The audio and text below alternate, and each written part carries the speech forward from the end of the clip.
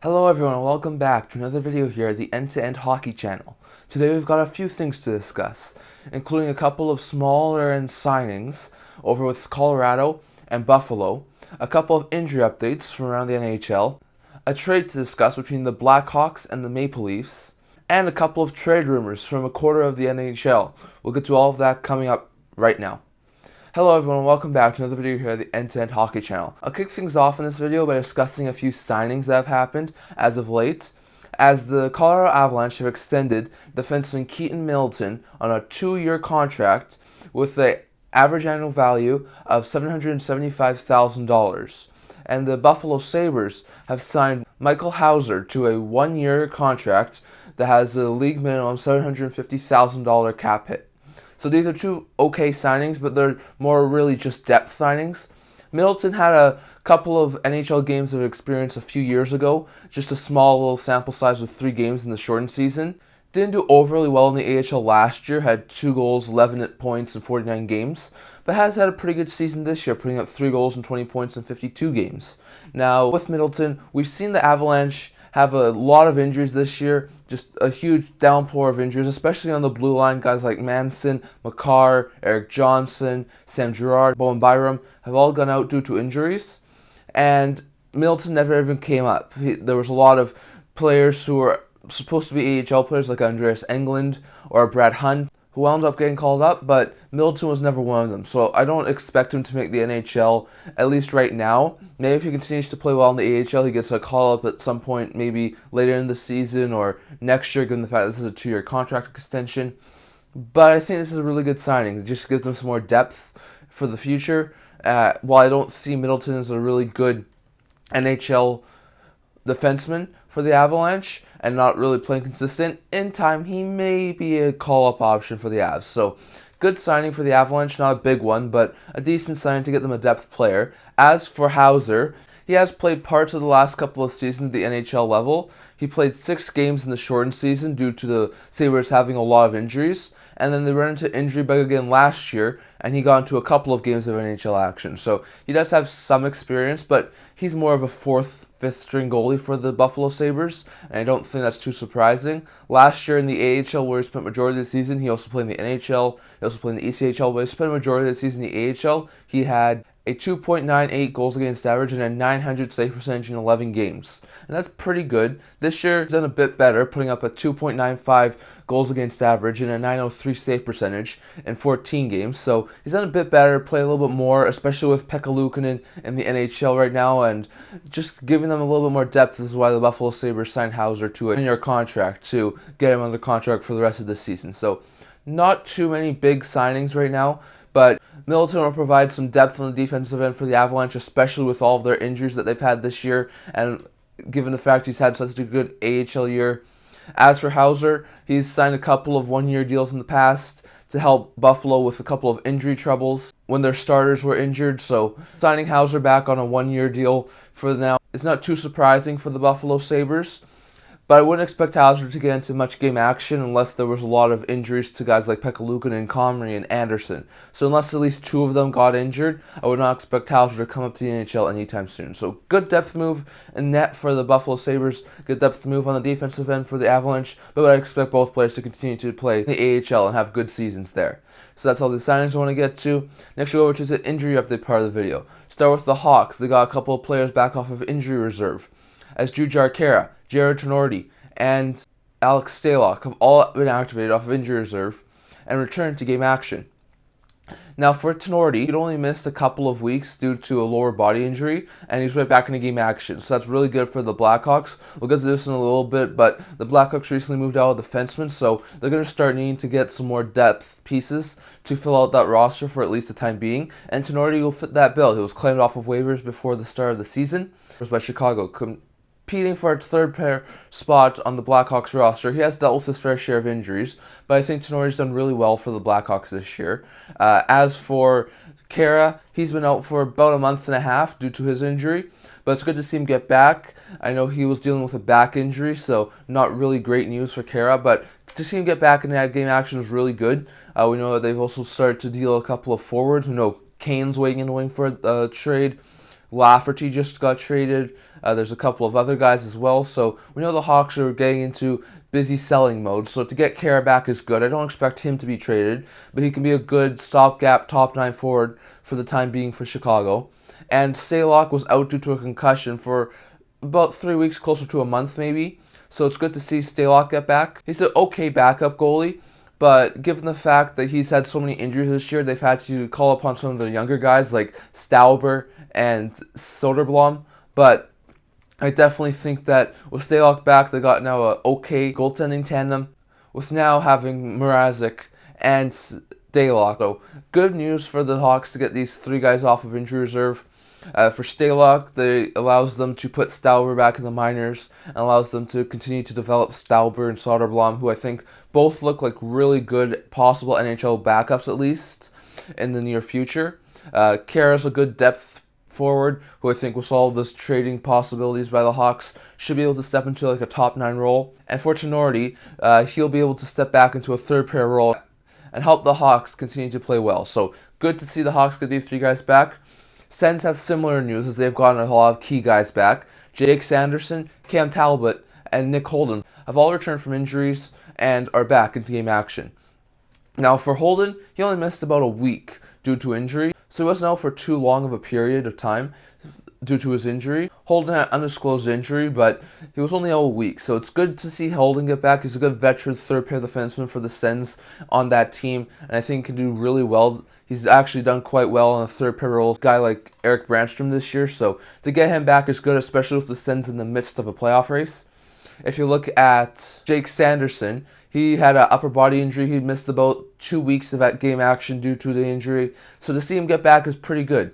Sanderson's a big piece of that Sens decor. He's a really good top 4 defenseman. He's played a lot with a guy like Travis Hamonic. So he's done absolutely phenomenal. And I expect him to continue to do well now and in the future. So to get him back off of injury reserve is good. And lastly, with Cam Talbot, we know that Forsberg went down after Talbot was injured due to an injury. They didn't really have a starting goaltender, so to get Talbot back is huge. Talbot was originally supposed to be out for only about 2 weeks. He has now been out for closer to a month due to the injury, but he has gone back and has done pretty well in his first few games back. So good addition for the Sens to get their starting goaltender back. We know that Forsberg's not going to be back at any point this season, so they're going to have to rely on Sogard and Mandelis to try and fill in the backup role. But to get Talbot back, especially when they're in the midst of a playoff race as their starting goaltender, huge win for the Senators. So to get Talbot back off of injury reserve to be their starting goaltender is a big win. Getting Sanderson and Hamonic back on the D-core improves that D-core a lot, and I expect with these 3 additions, the Senators to continue to push for a playoff spot. They are on the outside looking in, but they have gotten a few wins recently and are starting to climb their way back up the standings. Next with the Vancouver Canucks, as they have also had a few injury updates. To start with, Thatcher Demko has been activated off of injury reserve and returned to game action last night. Demko's a really big piece of this Canucks team. There have been a lot of speculations that he could be traded, but a lot of teams probably didn't want to trade for him unless they knew what they were getting, given the fact he was been out for the past 2.5, closer to 3 months now due to his lower body injury. But with him now back in game action for Vancouver, it's possible that a trade actually winds up happening. But I still don't see a guarantee that Demko's moved. But it's good to get Demko back. He's their starting goaltender right now. He's still a really good young goaltender, signed to a really cost-controlled contract for the next couple of seasons. He didn't start out well this year, but then he ran into his injury problem, and he has missed time ever since. So to get him back is good. Hopefully he can shake off the rust and continue to be a really good starting goaltender for the Vancouver Canucks. I expect him to continue to do well, and I expect him to continue to be a really good starting goaltender for the Vancouver Canucks. It'll probably take a few games for him to get the rust off, but in time I think he'll be a really good goalie. And even though it's probably not likely, he's a name we have to be watching around the deadline, as if he can get into maybe 1 or 2 more games before the deadline, maybe there's a couple of teams out there who will be willing to trade for him. Who knows? But Demko gets back off of injury reserve. You got Ethan Bear, who was placed in injury reserve due to a upper body injury, and he's going to be out for an unknown period of time. Not good news. Bear's been a really key piece ever since being acquired in season by Vancouver of the Canucks' top 4. Losing him for any period of time is not going to be great. And given the fact it's an unknown period of time, it makes it that much harder to predict when he's going to be back. So given the fact he was placed in injury reserve, he's going to miss at least a week. Hopefully it's not too much longer than a week, but it's quite possible it could be a couple of weeks. So hopefully Bear can get back in the near future and he's not out for too long. As for JT Miller, he missed last night's game due to a undisclosed injury and he's going to be out for the next couple of weeks. So not good news for Miller. He's out week to week right now, so it's not a great ideal situation for Miller. Miller's a key piece of that top six, even though a lot of people are not too fond of his contract, including me. But he is a key piece of their top six right now, and losing him for a significant period of time is not going to be great for them. So Miller's out week to week. Hopefully he can recover soon. He's not out overly long. Maybe he can be back within the next week or two. Bear's been placed in injury reserve. He's out with upper body injury. Hopefully he can return in the near future.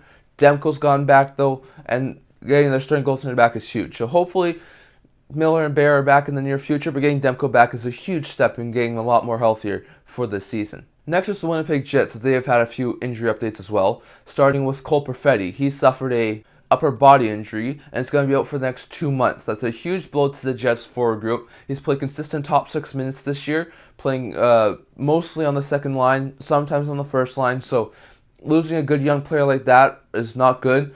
2 months puts him out probably until right around the end of the season, start of the playoffs. So it's quite possible that Perfetti's season is done, at least the regular season, and that the Jets are going to have to make do without one of their better young players in the lineup for the next little while. And then a couple of shorter-term injuries. Mason Appleton has suffered upper body injuries out day to day right now, and Pierre-Luc Dubois has suffered a lower body injury and is a game-time decision for tonight's game action for the Jets. So given the fact it's a game-time decision for Dubois, I don't expect him to be out very long. Even if he does miss this game, then maybe he'll be back in the next game or two for the Jets. He shouldn't be out too long. Dubois is a really big piece of this top six, and losing him for any period of time will not be good. So it's good to see that it's only like a short-term injury. Appleton probably the same thing. Day-to-day right now, due to the upper body injury, probably shouldn't be out too long. I could expect him to be back in the next game or two for the Jets as well. So hopefully Appleton and Dubois aren't out too long and they can get back into game action in the next few games for the Jets. But the loss of Perfetti is horrible, and hopefully Perfetti can recover from his injury and return to game action in the near future. He is a big piece of that Jets forward group, and he'll be sorely missed for the next 2 months. That's all the injury updates I want to talk about for today. Next we go over to the trade part of the video.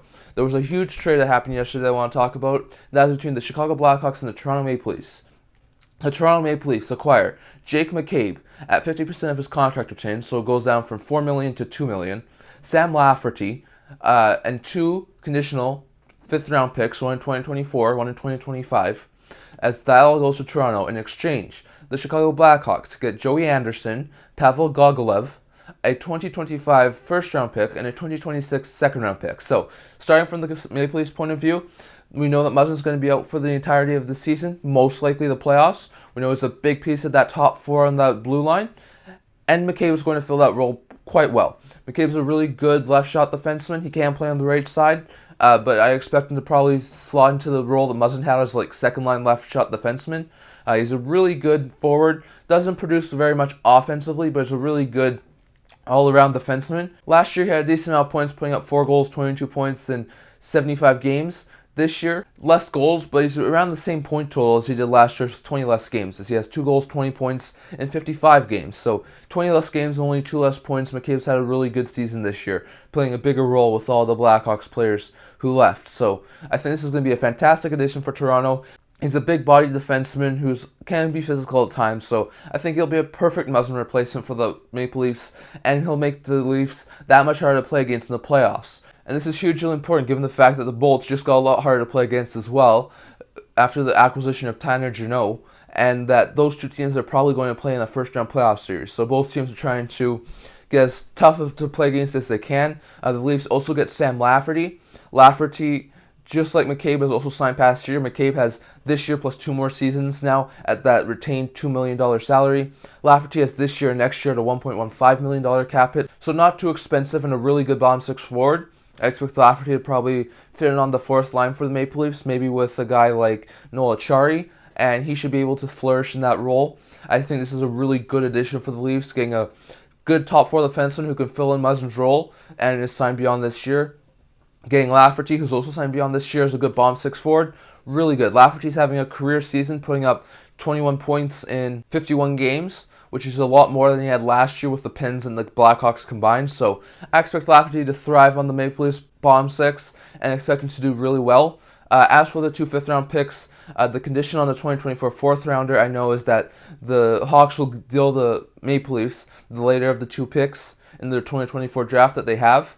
And I'm not exactly sure the condition on a 2025 fifth-round pick, but it's definitely going to be 2 fifth-round picks probably to the Leafs as well in this deal. So as for the Hawks, they get Joey Anderson, a good bomb 6 forward. He's been up and down the lineup over the past couple of seasons. He's played some NHL games, but mostly played in the AHL. He got into 5 NHL games last year for the Maple Leafs, but didn't put up any points. He had a strong AHL season, though, putting up 42 points in 56 games.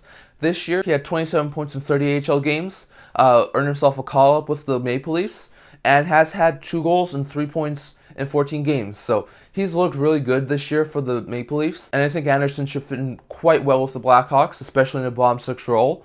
As for Gogolev, he's split time between the AHL, ECHL last couple of seasons, so I'm not exactly sure if he'll ever make the NHL. He had 8 points in 31 AHL games last year, but had 20 points in 14 ECHL games last year. As for this year, he's only played in 1 AHL game, having no points, but has 48 points in 33 ECHL games. So he looks like he's flourishing really well in the ECHL. I'm just not exactly sure if he's good enough to play in the AHL, and definitely not good enough to play in the NHL. Hopefully he can step up his game and be a really good forward for the Blackhawks organization, and maybe at some point in the next couple seasons, maybe be a bomb 6 forward. I think at this point, it's really hard to say if he'll ever make the NHL.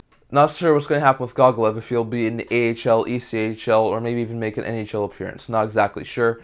And then the 2 picks are really big. So the 2025 first-round pick, a couple of years from now, top 10 protected for the Maple Leafs. We don't exactly know what the Maple Leafs are going to look like in that season. I mean, Matthews and Nylander's contracts will have already come up. Marner's contract will be coming up in the near future at that point. So there's a lot of going to be questions around that time for the Maple Leafs. And it's going to be interesting to see what their roster looks like, because it's quite possible that if some of those bigger name players do leave, the Maple Leafs find themselves in a difficult position, and maybe they do wind up missing the playoffs. So it's going to be interesting to see where the Maple Leafs finish in the 2025 draft and what sort of pick the Hawks will be getting. If the pick is top 10, the Hawks will get the 2026 first rounder. The Hawks also get the Maple Leafs 2026 second rounder. Really good. That's 4 years down the road, so we don't know what the Maple Leafs are going to look like at that point. But a really good second-round pick for the Hawks. They continue to get assets. They're stockpiling the draft picks for the next couple of seasons, and the Leafs barely have any for the next few. So good move for both sides. Hawks do get that first-round pick they wanted, even though it's a few years down the road. They get a second-round pick in a couple of years' time as well. They get a good young player in Joey Anderson who can play good bomb 6 minutes, and Gogolev, who's a good player, but not exactly sure if he'll ever make the NHL. As for the Maple Leafs, they get McCabe for the next 2.5 seasons at $2 million, which is really good. They get Lafferty at $1.15 million, and then they get a couple of fifth-round draft picks to just keep their draft capital the same way it was before the trade. So good move for both sides. I think at this point in time, the Leafs won this deal because McCabe is going to fit in really well in that top 4. Lafferty's going to fit in really well in that bomb 6, and they're both signed past this year. So given the fact the Leafs are trying to win now, I think this is a really good deal for the Leafs. But if the Hawks can hit home runs on both those 2025 first and 2026 second round picks, I think the Hawks in time could possibly win this deal. But I will let you know what you think. What do you think of the McCabe deal to Toronto? And do you see either the Hawks or the Maple Leafs doing much more before the deadline? And lastly, I want to touch on some trade rumors. Most of this comes from the 32 Thoughts podcast that came out yesterday. Elliot Friedman and Jeff Merrick went over all 32 teams to discuss what sort of deadlines they could have. And some of these intrigued me, so I'm going to talk about a couple of teams here. Start with the Buffalo Sabres. Elliot Friedman said that he wouldn't be surprised if the Sabres maybe moved like a 3rd or 4th round draft pick to maybe improve their center situation. The Sabres are one of the lower teams in faceoffs and could definitely use it as sort of like a veteran center. He said he doesn't think that the Sabres really want to move really much this year, given the fact that they're still a fringe bubble playoff team. But he does think that the Sabres should add, even if it's a smaller end player. We know that they acquired Riley Stillman yesterday from the Vancouver Canucks, and I still think that that's a really good addition. But I do think that they're going to try and go after maybe like a third-line center who's cheap. Not someone with too much of importance, and maybe someone who's not signed past this year, but I definitely do think that Buffalo acquiring like a bomb six center who's good in faceoffs could do maybe well for Buffalo. I wonder about Lars Eller maybe.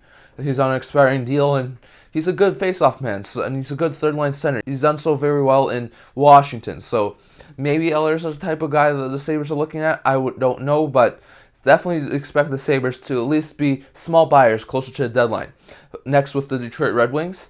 Now both Merrick and Friedman on the 32 Thoughts podcast said that the Red Wings are probably going to just stand pat, most likely not move anything, just keep it going with this group. But I did see an interesting tweet out on Twitter. Darren Dreger said that the Red Wings, given the fact of how willingly the Leafs, Bruins, and Bolts were able to pay first-round picks to improve their team, said they may wind up reconsidering Tyler Bertuzzi as a trade option and said that the asking price is a first-round pick.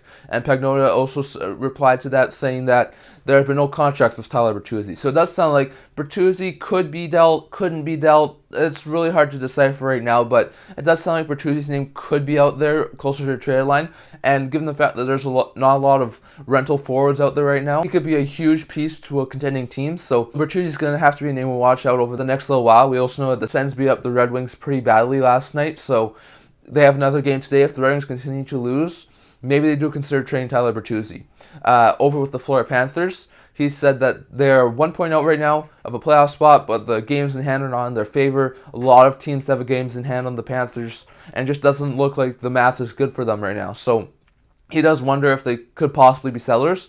We know we've heard a ton about either Sam Reinhart, Sam Bennett, or Anthony Duclair possibly being moved. Duclair recently came off of injury. I think the Panthers might want to keep him, given how well he's played with the Panthers over the past couple of seasons. He said that Sam Bennett is probably not going to be traded, given the fact that he's had not a great season, but he's also missed both of his line mates in Duclair and Huberdeau this year, so not too surprising that Bennett wouldn't be moved. He did say that he has heard Sam Reinhart's name a tiny bit over the past little while, but definitely going to be interesting to see what the Panthers do. He also put out Radko Gudas as a possible trade option, given the fact he's a pending unrestricted free agent. Gudas is a really good third pair defenseman. He did link him to the Toronto Maple Leafs, but the Leafs have since acquired Jake McCabe, so I don't think the Maple Leafs would go after Gudas anymore, but definitely another key defenseman who could be moved. Over in Carolina, he said that they had interest in Timo Meier before the Devils wind up acquiring him. But the Canes are still looking to add, and he wonders if they maybe add in a couple of different positions. He said that he wondered about right shot defensemen, but Jalen Chatfield's actually done quite well, so not as pressing of a need. But I wouldn't be surprised personally if they went out and acquired a depth defenseman to help bolster that D-core. I think that they could definitely use that. I know they still have Coughlin on the roster, but I wouldn't be too surprised about that. And then there's been a lot of talk about them still trying to go after a top six center. He listed Nick Schmaltz as a player who could be a really great fit in Carolina. We know that Nick Schmaltz's name has come up over the past little while, and I think Schmaltz could be a good fit in Carolina. But I also wouldn't rule out a guy like Kevin Hayes in Philly, JT Miller in Vancouver, although it's a lot less likely right now, and Jean-Gabriel Pageau with the Islanders. And if you include Schmaltz, all four of these players have term, which is what Carolina likes to acquire. And if they can make the cap work, they would all be really great second-line center additions for the Hurricanes. So expect the Hurricanes to possibly be a busy team right around the deadline, given the fact that a lot of the teams around them have made significant moves already. Teams like Tampa, Toronto, Boston, Jersey, the Rangers. And the Canes are really the only team who hasn't, so expect them to be busy over the next couple of days. Washington is currently trying to do two things. They're trying to extend whatever UFAs they can right now. There seems to be having talk with guys like Trevor Van Riemsdyk, Nick Jensen, possibly Connor Sheary, maybe Eric Gustafson on a possible contract extensions. But basically the Caps GM has said if they are not signing extensions, there probably will be dealt. So keep your eyes on guys like Gustafsson, Jensen, Trevor Van Riemsdyk, Connor Sheary, Lars Eller, as these guys are all pending UFA. So either they will be signed to a new extension to remain with the Caps, or most likely they will be dealt by the Capitals, given the fact that Caps are on the outside looking in right now and not doing too well. So definitely keep an eye on the Caps to see what sort of things they do over the next couple of days. He said Arizona could do a lot before the deadline. He says we know that a lot of the focus is on Chychrun right now, and there have been a couple of reports recently first by David Pagnotta and then Bruce Garrioch. Both have said that Chychrun talks have started to pick up. Pagnotta said that teams like the Canes, the Capitals, and the Kings were interested parties, and Garrioch added the Penguins as well. So it definitely seems like there's a lot of teams interested in Chychrun, and I think for the sake of everyone involved, a Chychrun trade should probably happen before the deadline on Friday, and hopefully Chychrun gets dealt at some point. It doesn't sound like a trade's imminent, but it does sound like the Yotes are trying to work and make it done before Friday's deadline, so going to be interesting to see. But he said that's not the only person who could be dealt. We know that Shane Gostisbehere is another possibility. Gostisbehere is a really good top four defenseman for the Arizona Coyotes, a good puck-moving defenseman. He's going to draw a lot of interest. Depth forward Nick Bjugstad, cheap contract, 1-year deal, going to draw a lot of interest. Nick Ritchie, really good power play specialist, not too bad of a contract, expiring deal, going to draw a lot of interest. He said Nick Smalls, another guy who's been mentioned in trade rumors recently, another guy who's probably going to draw a lot of interest, another guy who could be dealt before the deadline. I personally wonder about a guy like Troy Stecher or Joshua Brown, who are on short-term deals with not too much money. Could they be moved? We know we talked a lot about Vejmelka, and even though I think that's a little bit less likely with not too much of a market for goalies right now, he could also be moved. So there's a lot of moving parts for Arizona, and I think that they'll have a lot of possibilities come trade deadline time. We could see a handful of deals by them, including a Jacob Chychrun trade. As for the Hawks, a lot of speculations around Kane. A possible trade could happen later today, maybe tomorrow. So Kane trades to the Rangers seems imminent and close to happening. But there also seems to be some speculation that there's some other players that they could move as well. They talked about McCabe and Lafferty on the 32 Thoughts podcast, but they've both been traded since then, so not really too much. There's also been a lot of speculation that Domi and Athanasiou could be moved as well, so keep an eye on those two names, as well as Colin Blackwell, as the Hawks should still be a pretty busy team come deadline time. And we also know that they're not afraid to take on some bad contracts to get cap space, as we saw with the Nikita Zaitsev deal. So we'll see how the Hawks do between now and the deadline. The Calgary Flames, Elliot Friedman said that they're going to be a very interesting team to watch. He says there's a lot of players right now who have this year, next year left on their deal, and then they're UFAs. They're going to be entering the final year of their deal after this year, include guys like Mikael Backlund, Elias Lindholm, Dylan Dubé on the forward group. You got Noah Hannafin and Chris Tanev on the defensive end. So there's a lot of key guys who are going to be on expiring deals next year. And given the fact the Flames are not a playoff team right now, it might be possible that they wind up selling maybe one or two of them. So the Flames are going to be an interesting team to see. I know a lot of speculation has been around Uyghur over the past week, so not exactly sure if Uyghur does get traded, but it's going to be an interesting situation in Calgary to see over the next few days. We know Vegas just acquired Ivan Barbashev. I have a video of that on my channel. You should go check that out. He said that Barbashev probably not the only thing Vegas is going to do, and they're probably going to look at acquiring another forward maybe. Maybe a defenseman if the injuries continue to come for guys like Thompson and Brossois. So it is possible that the Golden Knights go after maybe like a lower-end goaltender who can help them for now, and maybe another forward who can help them in their top 9. So don't expect the Golden Knights to be done after the Barbashev deal, and expect them to make another big splash before the deadline. And lastly, with the LA Kings, he says that Chychrun's still probably the likely landing spot there. He still thinks that the Kings want to acquire a left-shot defenseman, but he also says he wants to acquire a left-shot defenseman with term. He says a lot of the reason why Gavrikov to the Kings hasn't been picking up much steam is because the Kings want an extension with Gavrikov in place, and Gavrikov really doesn't want to sign an extension right now. So he says that's probably the reason why the Kings haven't gotten a left-shot defenseman done yet. We know that they wanted Chychrun. There's still a possibility they could get Chychrun. There's probably a couple of other options as well on the left side. So keep an eye on the Kings. They're going to be interesting to see. We know they really want to improve their left side defenseman. Friedman was also spitballing, saying that maybe they go out and inquire about UC Saros. We know that he's untouchable in Nashville, but he says that would be a really good addition for their goaltending core. Me personally, I don't see a Saros trade happening to LA, especially before a deadline. If there was a trade to happen for LA, it'd be more likely to be like a Demko or a Vejmelka if they were to look for a goalie with term, but definitely going to be interesting to see what the Kings do between now and the deadline. I would like to know what you think. What sort of moves do you think could happen before the trade line? I would like to hear your thoughts in the comments, as what sort of deals do you think we could see between now and the deadline. from around the NHL. So that's all I'm going to talk about here for today. Remember to like this video and subscribe. I also do a blog, which I will leave a link to in the description below. Check that out. Remember, we also have the trade deadline blog coming up on Friday, so make sure to be checking that out. And I can't wait to see you guys all for the next video. See you guys soon.